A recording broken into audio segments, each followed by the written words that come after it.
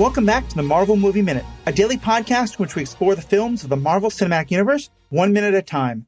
In this, our fourth season, we're looking at Kenneth Branagh's 2011 film, Thor. I'm Matthew Fox from theethicalpanda.com. And I'm Andy Nelson from thenextreel.com. And today we're kicking off this Thor season by diving deep into the source material from whence it came, the comic books and a little bit the myths. And I'm excited because my own podcasting happens on the Stranded Panda Podcast Network, which is a great network of podcasts. My own podcast, Superhero Ethics, and the Star Wars Universe podcast can both be found there.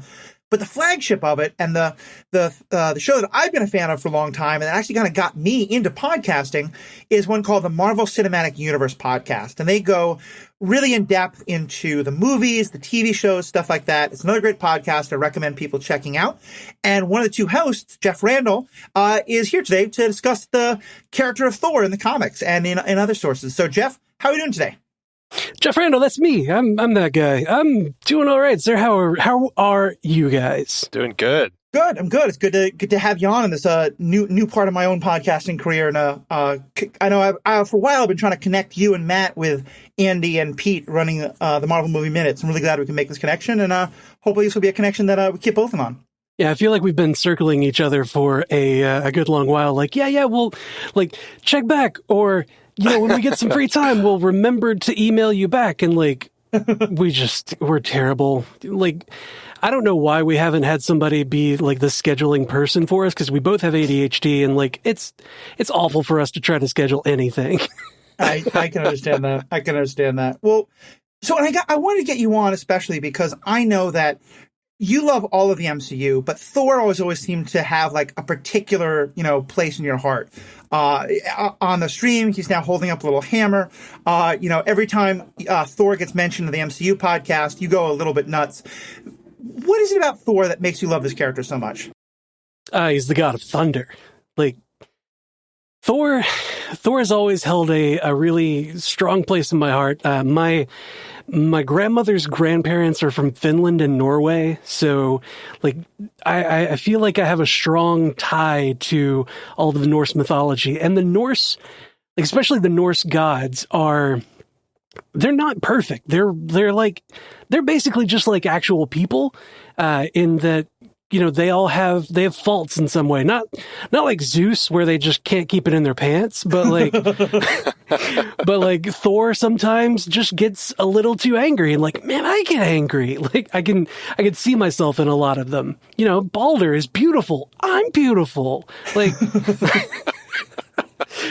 It's just it feels like a more down to earth, so to speak, kind of mythology. And then whenever the Thor comics were happening, when, I was in probably high school when I started to dive into a little bit of that, and, found that he was, I was always a fan of the chivalry tales and, people who are honorable and the honorable heroes always doing the right thing. And, Thor always seemed to be one of those that just could not be put down. He was always ready to go when anything needed to happen, when anybody needed help. He was there. He was on it. He's super strong. He's got it all. And I was, it's the superhero character that, is kind of the Marvel equivalent of Superman, so to speak, that he's got it all, except that still he feels, he's got those weaknesses that everybody else can have of right. Maybe he's not the smartest guy. He's not a tech whiz. He's not a science guy. He's, he knows he knows his place, and his place is behind Mjolnir, swinging it. And there's a certain arrogance with him and pride and like you were saying, he's not perfect. He has a lot of these traits that we all do. And that's what's so nice about seeing him, is that he, we can see that as a reflection. Yep. Yeah. I kind of love you make the comparison to Superman, because I think generally when I think of a Superman equivalent in Marvel, I first go to Captain America, because they're basically both sort of the big blue Boy Scout type. But part of why Superman is always frustrated with me is I always feel like this character probably is very arrogant. Character is ridiculously patronizing, but the writers don't seem to know that.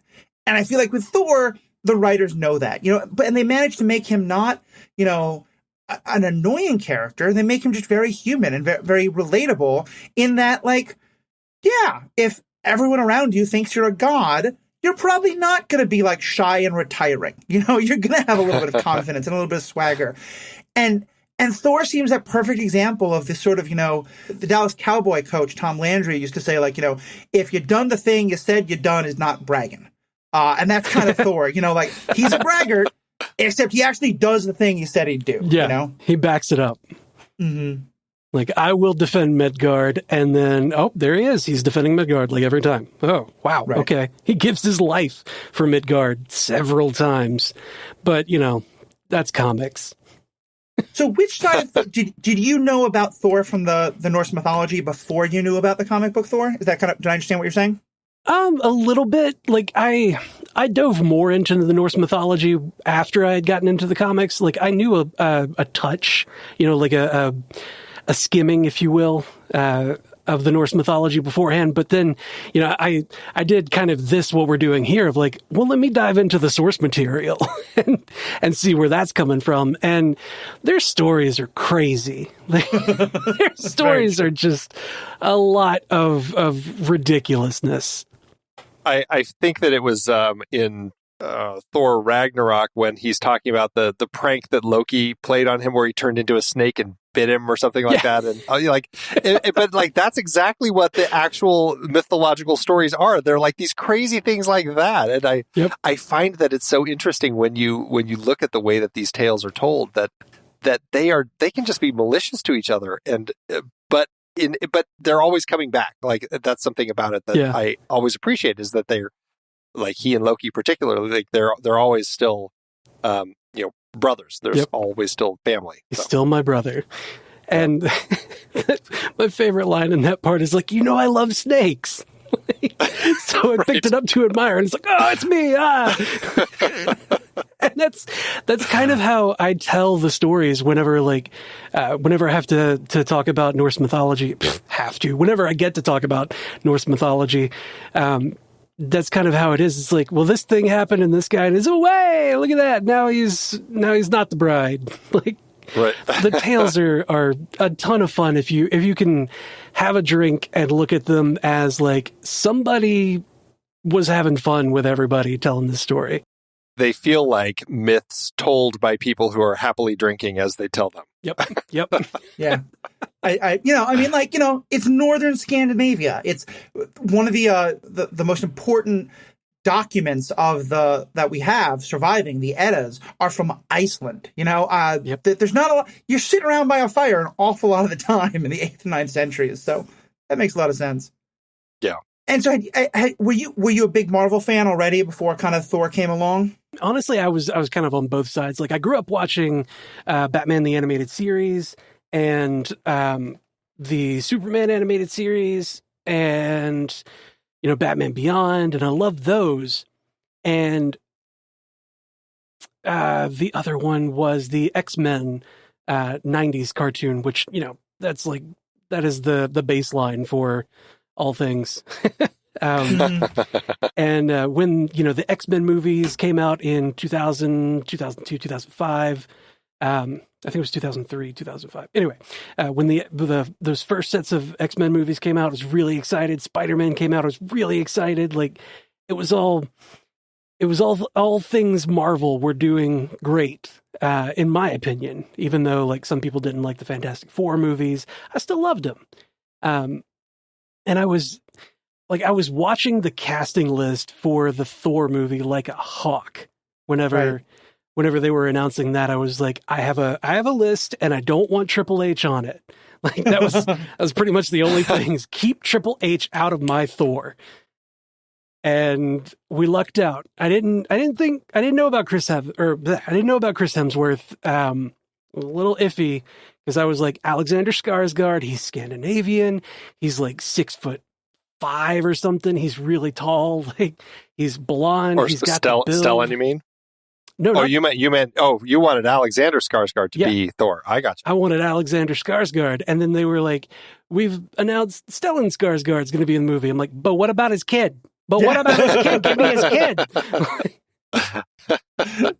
And so yeah, like I was kind of a fan of both for a while, and then Marvel just like really took off with the movies, with the MCU, and DC just kind of wasn't there. They kept doing their one-offs, and like The Dark Knight was an incredible film. You know, Batman Begins was great. We don't talk about The Dark Knight Rises, but it existed. like there were some one-offs here and there where DC was kind of doing okay in film, but they were always really solid in the animated stuff. But then when they brought us to, you know, the MCU films starting in 2008, it was like, this is the way. To quote another Disney property, this is the way. So what are some of your favorite runs or stories from Thor? Your favorite, but also even more like the stories that you feel like you read it and like that's the definitive Thor. That really helps you understand who Thor in the comic book is. There's a run done by Jason Aaron. You know, a lot of people were saying like Jason Aaron's great for all these other comics, but like once he got his hands on Thor, like that was it. It was a match made in heaven. He did the run with Gore the God Butcher, which was amazing because you've got a person that has seen destruction at the hands of gods of various pantheons, alien or otherwise, and they kind of let his people suffer in really bad ways and really awful ways. And this guy, Gore, who eventually becomes Gore the God Butcher, he's like, how can they be divine? How can any of these gods be worthy if they let these things happen to the people that pray to them, that love them? So he's like, I have to kill them. I don't know why that's the next logical step, but he's like, I'm going to kill all the pantheons. And so he starts to do that. I'm laughing a bit just because my background academically is in theology.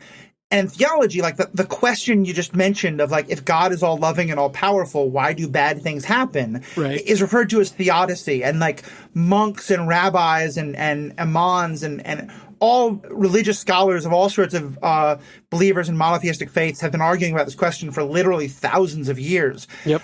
I don't know how many have come to the answer of, well, if God isn't all of those things, we should just kill all the gods. So I want to make sure if I ever have to write a theological paper on theodicy again, I'm quoting, the God Butcher, because that sounds like a very interesting take on an age-old theological question. Yep. Obviously, they just haven't seen Bruce Almighty, because we know what happens when God answers yes to every email that comes in. Yeah, right. Yeah, that's true. That's true. But I really enjoy the fact that you're bringing up the Gore the God Butcher line, because it is a really solid story that actually tells this story, and it's beautifully put together. I mean, the way the art and everything in it, it's great. The Necro Sword is it's fantastic. It's so good. And then you have the three Thors kind of coming together also to fight. I mean, it's designed in a really interesting way that does still ask all these questions and allow for a big story. And it's just, knowing that we're going to be seeing Gore the God Butcher coming up with Love and Thunder. It's interesting to see what they're going to do with that. But that's a great first line to talk about here. Another great one by Jason Aaron that I think that they're going to be referencing in Love and Thunder is the mighty Thor after All New, All Different. It was in 2015, 2016, somewhere in that range, after Secret Wars, when, actually it was after Original Sin, when something happened. I won't spoil it. Something happened to make Thor unworthy. A line was whispered to him. Odin's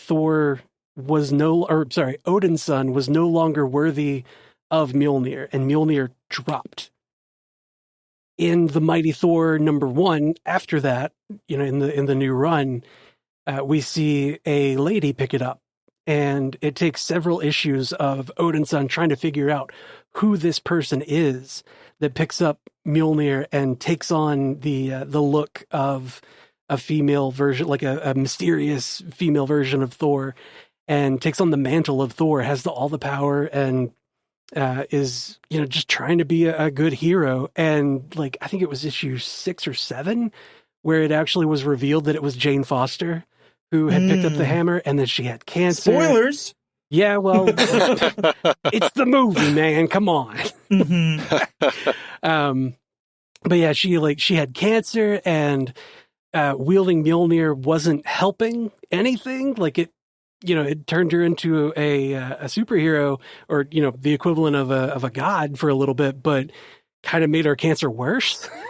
Wow. And like it was, it's that like what is the line for humanity where like you have to do the right thing, you have to help people who need help, but it's a detriment to yourself. Like, where is the line there? And like it was very very powerful story.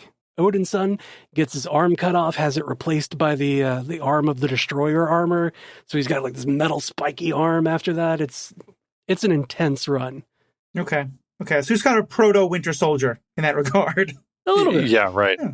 Now, question regarding Jane. I've actually started that run, but I haven't finished it. But I can't remember. Do they stick with her still being a nurse in that line, or in that particular line, have they, like, post Thor, this film, have they started evolving the character of Jane where she is at times perhaps a scientist instead of a nurse? At that point, she was like a liaison or an ambassador to like a council at Asgard. Like, she was a representative of Midgard. But she was she was also in Asgard to get healing. And she kept refusing this like special Asgardian treatment. They're like, we can do some magic and just like, it's gone. Like, we'll take that right out. And she's like, no, I want to do the normal treatment. I want to, want to do the normal human thing. And then I don't know. So funny. I don't know why she didn't just take it. Just take it. Right. So I have a question about Mjolnir, since we brought that up. I've been reading through the mythology, and I think one of my favorite myths is the one that actually starts with a scene that is just briefly kind of referenced in the most recent Loki TV show about how Loki cut off Sif's hair. And in the Norse myth, Loki cuts off Sif's hair, and then Thor is mad, and so Loki comes up with this epic plan to try and win, like, make sure that, to basically get back Sif's hair, which is he goes and he fools the dwarves to have them make gifts, and there's an awful lot of yada, yada, yada. It's like 5 different stories kind of tacked onto one. But the point of this story is, somewhere along the way, along with basically the best wig that's ever been wigged, to replace Sif's hair, the dwarves also make this great hammer, which is Mjolnir, and that's how, in the mythology, Thor gets Mjolnir, and it's kind of a, like, Loki is just the one who's forever, like, causing his own problems, Yeah. And is the origin of Mjolnir ever told in the comic books, and is it that same, like, connected to Loki and all of that, or is it just not mentioned, or a totally different story? Yes and no, in that order. It is the origin of Mjolnir is explained in comics, and it is nowhere near what it is in the mythology. And it's part of it is it's explained in the Jason Aaron run where Jane Foster is Thor. Basically, Mjolnir is sentient, but Mjolnir is a sentient storm. Like a cosmic storm that consumes all the life on a planet, much like Galactus. But it's like super ancient, way back in the day. And I can't remember exactly what it was, but like something happened to where the dwarves of Nidavellir, they gave Odin a chunk of Uru. And he's like, oh, cool. All right. And he's sitting there staring at it like, what the hell am I going to do with this? And then this sentient storm comes up, and Uru is known for being like a metal that can, be enchanted very easily and, take on magical properties or whatever. So this cosmic storm is coming to Asgard, and Odin's like, I got just the thing for that. Pulls out the block of Uru and like has a battle with the storm and basically traps the storm inside the chunk of Uru. And then he takes that to the dwarves and he's like, hey, got this enchanted Uru. And they're like, dude, that's a lot of power. Like, you gotta calm down. And he's like, no, make this into a weapon for my son. So it's a bit of a different path to get there, but it's still like the dwarves made it with Uru and like, right. Gave it back to him. It was a gift technically, but it started out as just a hunk. They're like, here's this. Right. I don't know what to do with this. So no Loki involvement, but at least kind of the rest of it. Did they cover, because Gungnir, Odin's spear, that's also Uru. Yep.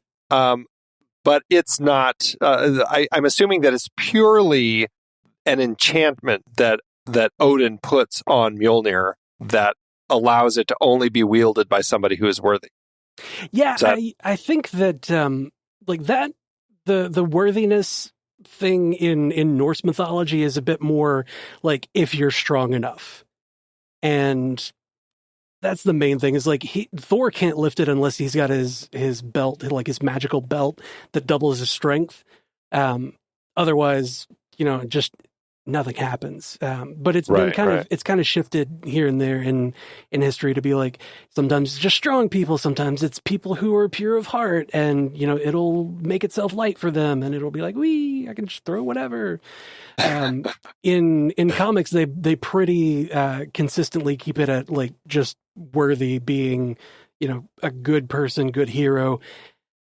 And there's a little bit of a contingency there where, like, if they're a good person and Thor's not around, or and Thor's unconscious. Yeah. And interesting, like, because as you said that in the comics, Mjolnir is somewhat sentient. Because I've always kind of wondered, so who's actually deciding? Who? Is it just sort of something like pre-programmed, like moral, ethical, equation? Boxes. Right. And it sounds like what you're saying is that Mjolnir seems like kind of the sorting hat from Harry Potter, of like, it can look into your soul when you touch it and decide, I'll let you lift me up, or no thank you. Yeah, kind of. Yeah. For the longest time, it was thought that it was just an enchantment put on there by Odin, and whoever is good enough ticks all the boxes, it's, meets the criteria, boom, they get the hammer. But then after that line is whispered, Mjolnir drops and doesn't allow Thor to pick it up, and it doesn't listen to Odin. And Odin is baffled, like absolutely baffled by what's going on. So, it kind of comes to light that it's not Odin, it's definitely Mjolnir. That's really interesting. Obviously something that hasn't been explored in the films, but I love that they have kind of crafted that into these stories in the comics. I feel like that's an advantage of, we get 2 hours of a movie, maybe 8 hours in a TV show, 30 to 40 years of comic books. You can go into a lot more detail. Yeah. Like not only is it 30 to 40 years of comic books, but it's like 30 to 40 years of multiple universes of comic books. Because like a lot of the stuff in the MCU is based on Ultimate Comics. Okay. Right, yeah. Because here's the thing that I've kind of wondered about a lot, and it's obviously such a fundamental part of the movie as well, so it feels very relevant. In the Norse mythology, we have the 9 realms all held together by Yggdrasil.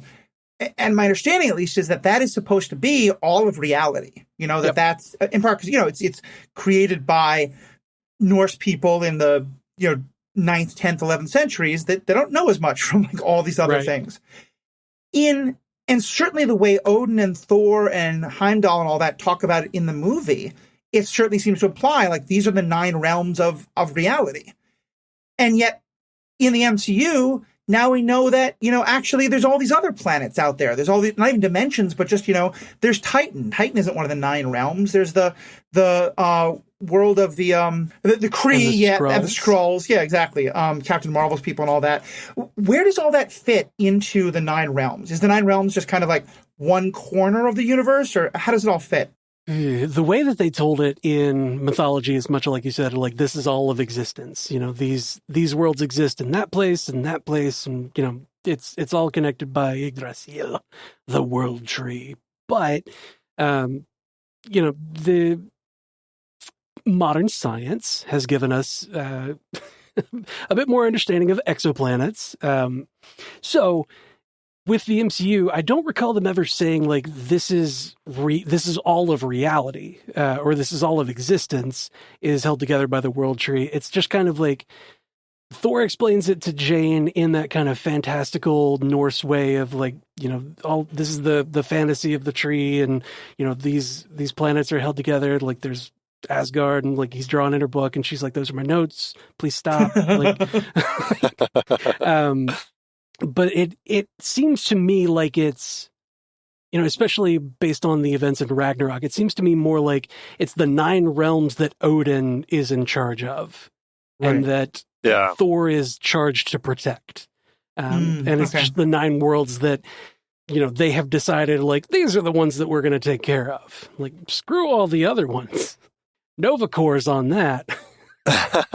That's how it kind of seemed to me. And even when I was reading the Thor God of Thunder line that you had mentioned, like I felt like they were finding these other people worshipped as gods outside of the 9 realms. Like it didn't seem like they were just going to Vanaheim or one of these other places that we've heard kind of on Yggdrasil. So yeah, that was kind of my impression of kind of the way that it at least the way that they've decided to have it now. Yeah, I think, doesn't Thor pal around with Hercules or Hermes for quite a while? Oh, yeah. In some of the comics? Yeah, Thor throws down with Hercules, Ares. I don't remember him hanging out with Hermes much, but yeah, in the comics, they definitely get down with the other pantheons. I really, like, the more I think about it, the more I want to see Henry Cavill as Hercules. It would be so funny because he's got that look, he's got the look for it, and he looks like he could have a lot of fun there. Well, especially because it seems to me, especially from those who are fans of the attractiveness of Mr. Cavill, of which I think there are many, myself included. There are 2 very distinct schools. There are those who love the very clean-cut Superman, Henry Cavill. Mm-hmm. And then there's the Witcher Henry Cavill, who hasn't showered in 5 days, but is just everything like, every goth fantasy of of Viking man.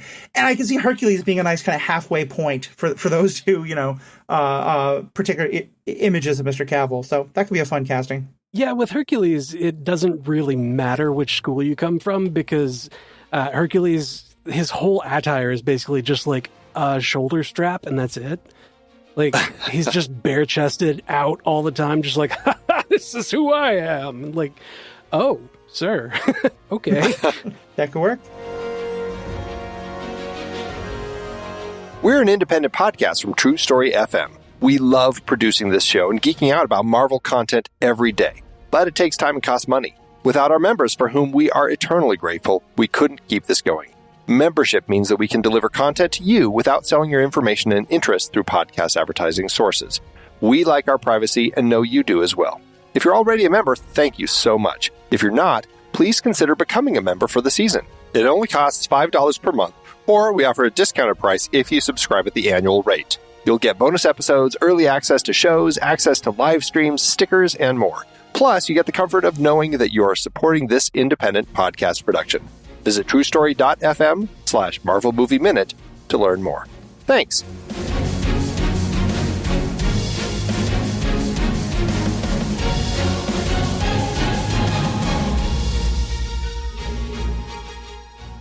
So pulling us back a little bit from Tangent Land that I led us into, when you think of Thor from the comics, what is the definitive Thor? Like, you mentioned the chivalry and the warrior. Like, what are the things that make Thor who Thor is? Exactly that. The lack of hesitation to dive headlong into the problem, rather than where some heroes have to like sit back and question, like, is this something that I can even handle? Thor's like, I don't care if I can't handle it. I have to do something.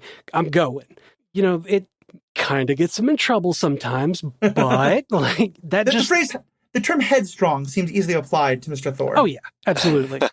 But that proves his mettle, and that he's going to be there for the people that need him, and like that's the main thing, is that he is always going to be there for the people that need him. I think that speaks so well to kind of the whole idea of Thor as a hero, right? And I think to that end, the team at Marvel, when they put the film together, I think that they found a lot of those elements and they crafted a story about kind of him going on that journey to kind of stop being such an arrogant, headstrong individual while maintaining that, but still starting to make decisions that were kind of for the greater good rather than, just based on his own decisions. So I love that they did that. And, it's interesting in the film. You see this transition from this guy who, he dives headlong into the problem, but because of his arrogance, he dives headlong in the wrong way. And kind of, he goes about, he wants to do the right thing, but he wants the right ends to be met, but he's doing the wrong thing to get there. And, not necessarily going the right path to it. And then by the end of it, he's learned that humility and that, maybe self-sacrifice is the right thing to do, or, a bit of compromise. And people, some people need to exist. Maybe they need to be separated, but, everybody needs to be allowed to exist. You can't kill an entire race. It's that whole, it's the hero's journey. He's literally gone to a different place, come back and been like, man, I'm changed. Yeah.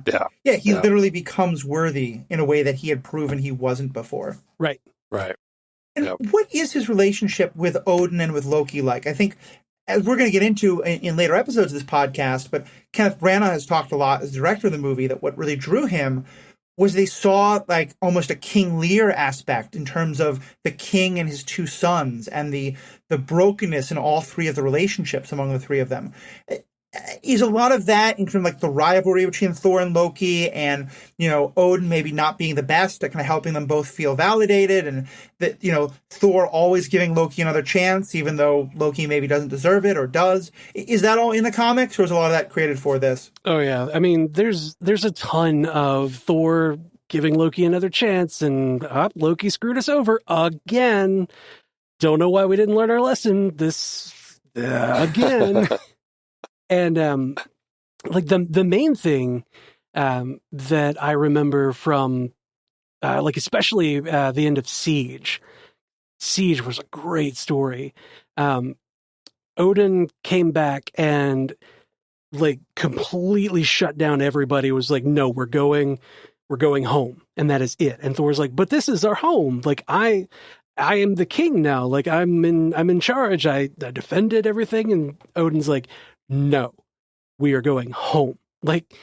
Doesn't take counsel from anybody. Absolutely the worst kind of arrogant.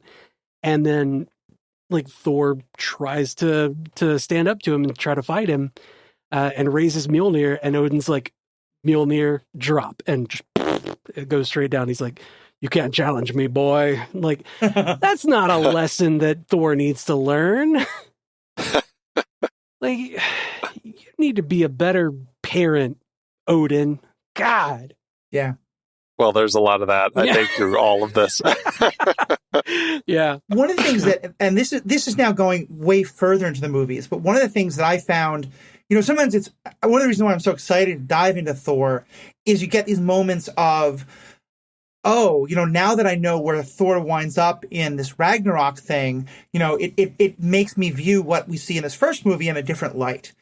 And I recently rewatched this and had a very powerful moment that I'd never thought of before, where I'm watching Loki explain that he thinks what his father would want is for him to wipe out the frost giants. And at the time, you sort of see it and go, well, why would Loki want that? Why would Loki ever think that Odin would want that? Clearly this is a sign of how much Loki doesn't understand his father. Yep. But then I watched Thor Ragnarok, where Odin did want to do exactly that. Odin was and really the question I want to know is, did the writers of the first Thor movie know that? And I guess the way to ask it is that past of Odin with Hela, is that part of the comics at all, or was that something they invented for the Ragnarok movie? I believe that was something they invented for the Ragnarok movie. They kind of went a little loose on the interpretation there. Hela is in mythology, Hel, her name, and the place name. Like, it's kind of confusing, but Hel is the daughter of Loki, and like that's the familial bond there rather than being siblings. And she exists in her little realm called Hell, where basically the dishonored dead are sent. And they kind of maintain that with the comics, in that she lives in her realm and she's kind of the goddess of death, and like that's why she's the goddess of death, is that she rolls over like a Hades type thing, rather than the goddess of killing everybody that they tried to do in Ragnarok. It's too bad, because I kind of like that interpretation of it. It still works in headcanon, but that does make more sense. It would seem a very, very deep cut for them to have put that in this movie. Only paid off many, many movies later. Although the whole idea of finding out that you have siblings you never knew you had, that certainly goes in line with kind of the mythology and even within the kind of the realm of the stories of the comics. Yeah. So that certainly has been something that has happened. There's a lot of, oh, okay. Yeah. This right. now. Right. Very soap operatic. Oh, yeah. Sorry. The story of Sleipnir is one of my favorites. And it's super soap operatic. It's ridiculous. And one thing that I've been noting as I've been reading through the original mythology is, and a lot of this is from Neil Gaiman's take on it, but also kind of trying to find translations of the Eddas and stuff like that. Thor real dumb. Like dumb. in a lot of in the myths, and especially it seems Thor is very rarely a protagonist of the story. He's much more the like. The term himbo comes to mind. Really, I think of like Kronk from Emperor's New Groove. You know, he's just he's the muscle. He's the muscle, and he's dumb as a box of rocks. And it's a lot around like Loki trying to manipulate him and then failing and having to get out of trouble. Does it seem interesting to you that, like, of all those Norse characters, that Thor is the one who gets turned into like this major comic book character? He's like there are others that could have been, like if Balder had been the hero that got turned into a comic book character, like that would be fine, but that would be just like every other hero, like, oh, it's the pretty boy who's also a good fighter, and like, whatever. Right. I like the idea of the guy who's kind of dumb every now and again, and like gets himself into trouble and has to be taught a lesson, be taught humility, be put on Earth in the body of a cripple, as they call it in the first issue. Yeah. It was the 60s. Times were different. Yeah, right. So he's a handicapped man walking around with a cane, and he keeps calling himself a lame man or a lame doctor, and I'm like, come on, man. But like, you're not that bad. But like, being brought low, being taught humility in that way, like, I like that. I like that he can learn, I like that he's not perfect, because, somebody who's perfect all the time is really boring. There's no journey there. Hence Superman. And he always has another lesson to learn. Like, he learns a lesson, and then it's almost like he just kind of keeps falling into old mistakes. It's kind of funny. It's that humanity that we keep seeing. Yeah, exactly. And I think that's part of what makes Thor such an interesting hero, especially in contrast to like a Loki, but also to someone like a Tony Stark or a Nick Fury, and that he's kind of too dumb to be evil in some ways, in like that he's like, he just doesn't have that like plotting mind. But the flip side of that is that he is a person with absolutely zero malice in his heart. Like if I think there's any person who is the most pure of heart in the comics in the MCU, it's definitely Thor. Well, Ant-Man's close, but that's a whole other my whole other love for Scott Lang. But I think it's one thing, and I think it's why he's now considered like the patron saint of the himbo, beautiful but dumb but polite, and never going to be sexist or never going to be terrible. And it's interesting for me to hear from you that is so much a part of you see it in the comics and you see it in the mythology, that he's not capable really of the sort of like just trickery and deceivery. He's just, there's a problem, it's the ultimate like, I've got a hammer, every problem's a nail. Yep. Yeah. Yeah. I often envy his simplistic methods of like, I can just hit it with the hammer and it'll go away. Like, that's not how real problems are in life. That's not how it is at all. But like, I wish it were that simple. I mean, to me, I think if I have a favorite moment of Thor's journey, it comes much later when he does hit the problem with an axe. He takes the problem's head off with an axe. Yeah. And nothing changes. You know, and it doesn't solve anything. And you realize why it breaks. And this is what I'm so excited about, because knowing where that goes, seeing him with a hammer now is just going to be. I'm really just excited for the journey, and I'm really glad you're helping to kind of fill in these gaps for us. Yeah, it's a thrill to have you here. I look forward to hearing. I look forward to exploring this character some more, and there's a lot of fun to be had in this journey. Because it sounds like you read most of the comics after you saw the movie. Is that correct, or was it kind of a mix of both? Like I had a little bit of intro to comics through a friend in high school, but I didn't really start digging into it really hard until after the movies came out. Yeah. I was going to ask you, like, what about the movies seemed off to you? Because, you know, obviously that different... None of it was perfect. Yeah.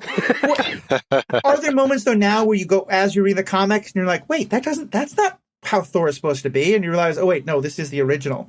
Are there things where you see in the movie that don't quite line up with the Thor from the comics? Well, the Thor movie, the Thor film, way back in the day, 2011, it was the first film that Marvel did that kind of diverged from your standard, or rather diverged from what had been established in the comics as the origin story.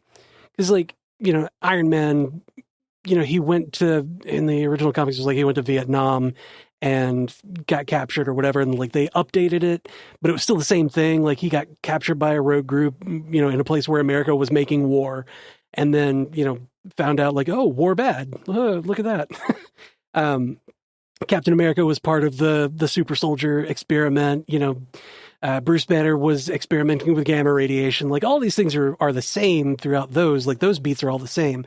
But in the Thor comics, in Journey into Mystery, you've got Donald Blake traveling to Norway just on a vacation. And it's so silly. Some aliens come down in spaceships and they call themselves the Stone Men of Saturn. And if you remember the big rock creature in Thor: The Dark World, where Thor walks up to him and he's like, I accept your surrender, and then smashes him, that race is what came down in spaceships, and they were like, we're going to take over Earth. And Donald Blake, hobbling around with his cane is like, oh no, I have to run, and goes to hide in a cave. Loses his cane in the process, finds just a random stick on a pedestal, and is like, I can use this as a cane. And tries to move a boulder in the back of the cave with it. He's like, maybe if I get some leverage, and then he gets frustrated and slams the stick against the boulder, and then poof, he becomes Thor. That was Mjolnir in disguise as the stick. He just happened upon it and then turned into Thor and was like, oh, I'm now a hero, and I can do all these things. And he fights the Stone Men, and the Stone Men are like, oh god, we didn't know Earthlings were this crazy powerful. The rest of them are obviously going to be this powerful. Run. Oh boy. They leave. And it's so silly, but I love it. And it's very of its era. Yeah. It's very it's that pulp ridiculously. But they don't do that at all in this film. It is not that at all. Maybe the overarching Thor was sent by Odin down to Earth to learn humility thing, that still tracks. That's one of the main beats, but that's happened a ton of times. That keeps happening. And it kind of eventually happens with Donald Blake, right? I don't know, 5 or 6 years later, I think they came out with that storyline where he finds out that, he had been, it almost is kind of the beginning of Thor, where he had actually been here the whole time. Yeah. Odin had sent him down so that he would eventually prove his worth. But I felt like in the comics, they were this Donald Blake thing, let's just call him Thor. It's they just finally gave up on the whole thing. Yeah, there were a few times where he's Donald Blake and hits the hammer to become Thor, and then they just kind of pushed that out to they merged. He's just Thor now. He's just Thor forever. Or they separated, and now Donald Blake is his own entity, and Thor's just, he can go do his thing all the time now. But then in the Ultimate comics, Thor was reincarnated as somebody else entirely, and Donald Blake was a separate entity. It turns out that Donald Blake was actually the reincarnation of Balder, and like all of the Norse mythology pantheon, the Norse pantheon had been reincarnated on Earth, and like we're kind of awakening, sort of like the way they did in the Eternals run with Neil Gaiman. But that's a different thing entirely. That's a whole other pantheon. Fair. Well, I think there's obviously so much more we could talk about, but we've gone on for a little while. And Andy, I've been asking a whole slew of questions. What else? Other things you want to throw out, either as comments or questions? No, I just, it's a lot of fantastic stuff. And I mean, I've started reading the Thor comics as kind of getting into this, and I definitely appreciate you sending over a list, Jeff, and just more fantastic and interesting stories to explore. So I'm having fun reading the comics and seeing where they fit into the film. And so it's a lot of fun. I'm really glad that you were able to come over here and join us to chat about the God of Thunder.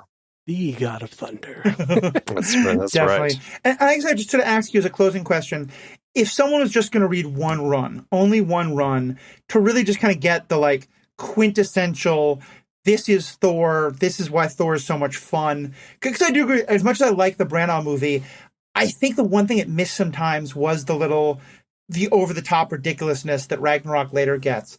And it's not necessarily that, but like if you're just going to read one comic stretch that really is, this is all you need to know about Thor, what would you say it should be? I don't want to say Journey into Mystery, because that's kind of a slog, and you have to have a right mindset for that sort of thing. The old comics, they are a trip. I think for the modern reader, the Mighty Thor, Jason Aaron run that had Jane Foster pick up the hammer. I think that one is probably the best interpretation, or rather the best story for what makes somebody worthy and what makes Mjolnir important and what makes the title of Thor important, and kind of the journey that the Odin son goes on to find that worthiness. And he's without Mjolnir for most of that run. Right. And I think that one is probably the one that like brings you closest back to the core of what Thor is. Nice. And that sounds so interesting to me, because it's kind of a common trope in superhero stories. Because the first thing I think of is Iron Man 3, where you really have to, like, it's not quite the hammer, but Tony Stark really has to figure out, like, who is he outside of, when he doesn't have the suit. And so I like that idea. Like, it's a similar kind of, it's important. The hero really finding themselves outside of the tools and the weapons and the special powers. Yep.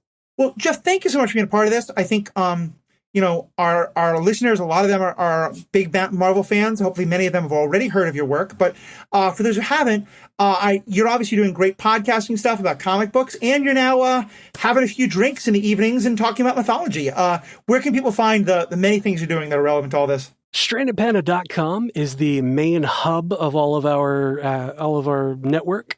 On there, you will find the Marvel Cinematic Universe podcast that I am the co-founder, co-host, co-creator, all the things on. You can also find Legends and Libations every other Thursday night on twitch.tv/StrandedPandaTV. Where we basically have a drink or 3 or 4 and talk about some crazy mythological stories and various legends and ghost stories. We're in October, we're going to be doing one every week, because there's a ton of great ghost stories for October. Like, nice. Come on. And I think you have done one already on the Norse mythology, right? Yeah, we've done 2 on Norse mythology so far. Legend of the Libations episode 1 was about the origin of Sleipnir. Crazy story. The second one, episode 2, was about the origins of Gungnir, which is Odin's spear. I cannot remember the name of it, but Frey's ship that can be folded up into his pocket, which is silly. The origin of Mjolnir, and how Sif got her golden locks back, but back in black. And then the ring that was given to him, and the golden boar that that Frey rides through the night sky. Nice. It's a story. Yeah. Lots of stories. Yeah. It's great. We have a lot of fun with that show. That is probably the most fun I have making a show. Yeah. And it's not because I'm intoxicated. Awesome. You managed to make the history very interesting. I think for folks who, any of those stories sound interesting, definitely check it out. But especially for the Norse mythology, that's going to be so relevant to everything about Thor. Definitely check those things out. Excellent. I try. Thank you so much for being a part of this. Andy, thank you as always. Jeff, thank you so much for being a part of this. And to all of our listeners, thank you always. You get hearing all these different ways that you can take part in this through membership, through the Discord. I really hope you can do that. I really hope you can join us in the conversation because we're having so much fun and always great to hear from you. But most importantly, have a good day. Until next time, true believers.